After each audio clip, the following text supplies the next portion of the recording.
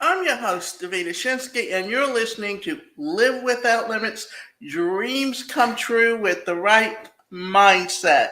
And today's presentation is Should You Stay Together or Split Up? What's best for the kids? And in this respect, today's presentation is about divorce and the emotional upheaval. And think about it. If you grow up in a home where your parents don't love each other and don't respect each other and are abusive to each other, what happens to that child? They end up in a very similar relationship. Therefore, you should always consider the children and their needs. Plenty of girls and boys grow up thinking about their future, wedding day, and their life as a married person. Plenty of time is spent daydreaming about wedding, the honeymoon, the first house, and the first child. For some people, their dreams come true and plenty of things go as planned, sort of like the fairy tales depict. But for other people, for, for one reason or another, their plans do not play out as they had dreamed about all those years ago. Now, I happen to know someone that literally got married simply because she was afraid that no one else would ask her, and stayed married to the man for 21 years and had 3 children with him. And all the whole time they were married, he physically abused her on a daily basis. And only because she had a child that was autistic and also mentally ill did she finally decide it was time to get out of that marriage. Then I knew someone else that basically got married because no one else, or rather, because she had felt so unwanted as a child that just because this guy wanted her, she married him. And everyone around her was trying to tell her this was going to be a bad marriage. And she stayed with him for 21 years and had 3 children with him. And has a very serious problem in how she relates to people today. So, how many marriages end in divorce? Sometimes marriages just don't make it. According to the World Population Review, on an average of 50% of marriages end up in divorce. This is quite a high percentage and ought to make couples think twice about tying the knot. Now, let me quickly back out about the 2 prior marriages that I was talking about where they were abusive. First of all, these were people who were born in the 30s and the 40s. And during that time, you never heard of divorce. And even in the 50s, when it was such a conservative issue or way of doing things, that it really wasn't until the 60s and 70s that women started having more say in what they were doing and their relationships and in where they worked. And therefore, once that kind of happened, then women were given permission to no longer stay in unhappy marriages. But guess what? In both cases, they had children who ended up in marriages that ended up in divorce. Why the high percentage? Every therapist can tell you that their theory, according to the relationship dynamics, and offer dozens of reasons for the failures: selfishness, immoral behavior, inability to communicate, lack of conflict resolution skills, lack of commitment, boredom, and so on. Regardless of the reasons, the high percentages is disheartening. On top of the 50% of marriages ending in divorce, there is another percentage of marriages in disarray, with one or both partners miserable.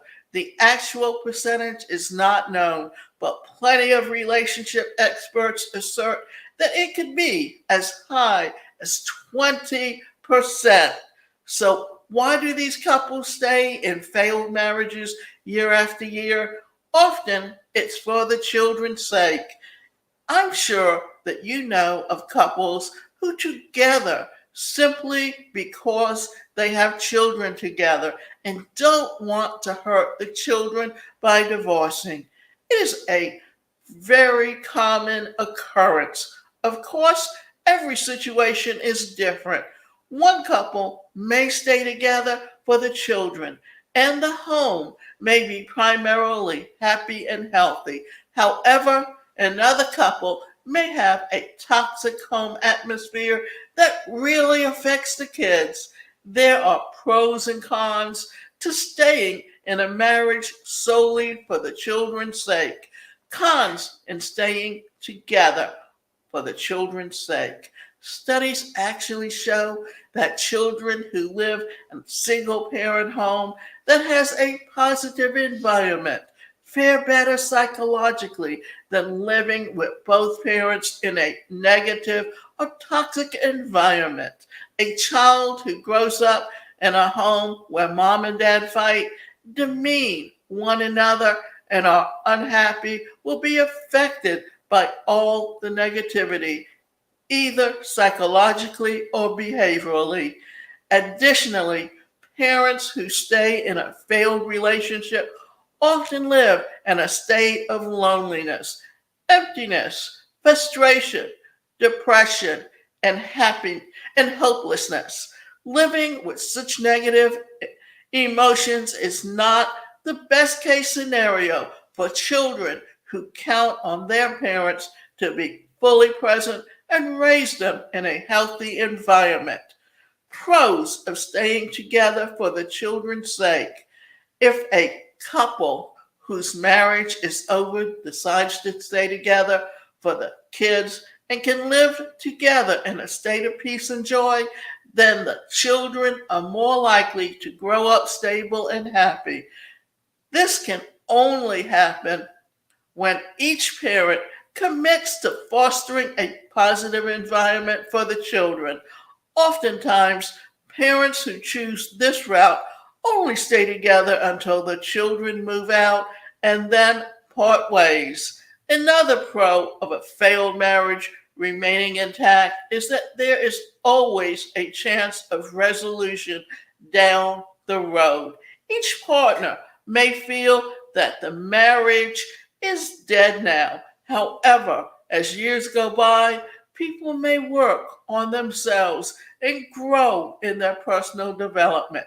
The issues that were once so conflicted may be able to be resolved or even dwindle over time.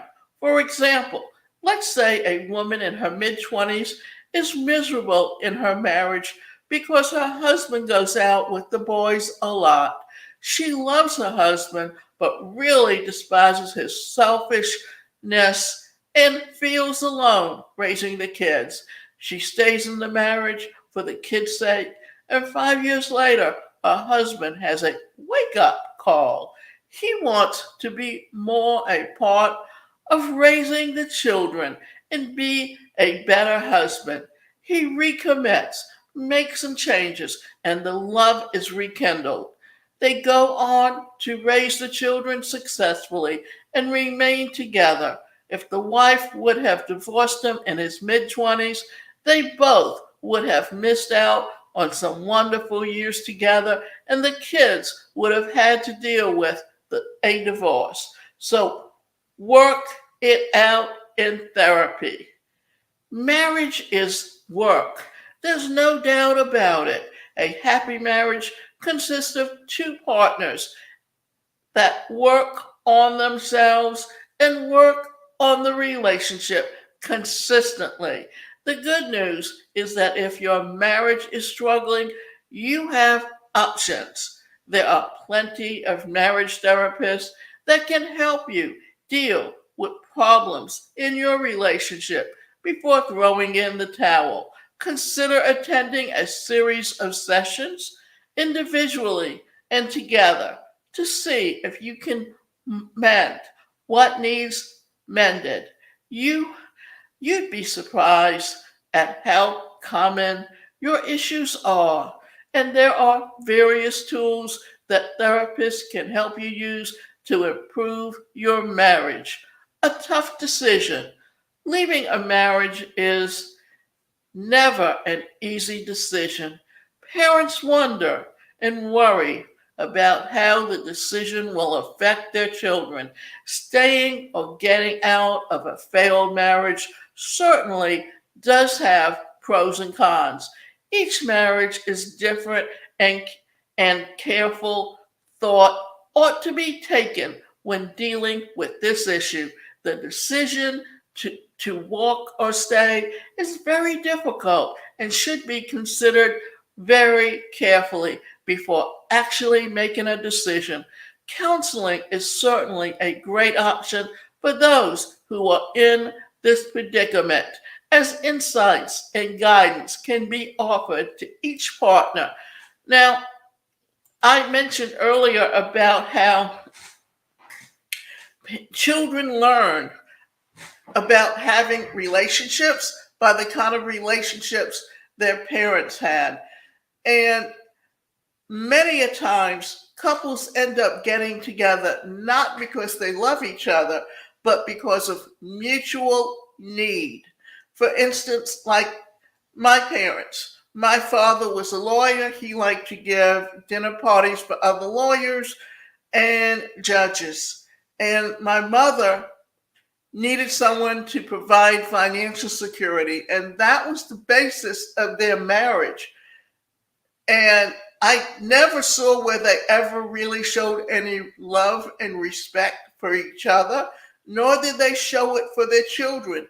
And in the end, none of their children ever got married simply because of the kind of relationship we saw with our parents. And when you look back in the 60s, how many parents stayed together simply because of the children, when that was not meant to be, it only created more problems. Because when I look at the relationship that my mother's parents had, first of all, my grandmother, she grew up in a home where the father ate first, and whatever was left over for the children, that was what they ate. And when she got married to my grandfather, she often complained and criticized, and I don't know what else to say about his family. And he could not take it. And so what he would do would be he would leave the home, he would go traveling around for a while, then he would come back, he would get her pregnant, then he would leave again, and this went on for years. And then finally he just didn't travel anymore, and he had lost his eyesight. And when I look at the relationships that my mother and her brothers and sisters had, many of them didn't have the best relationships. And my grandmother's lucky that none of her children had nervous breakdowns, but her grandchildren did. And that was simply because, based on the relationship that they saw in the home, that was what they took with them to the relationships that they had. And in many cases, those marriages were never good marriages. So their children, either none of them got married, or all of those that did get married ended up being divorced as well. So these are things to consider when you're looking at, do you want to create a good, healthy marriage in a relationship and stay together for the children, or is it better that you end the marriage?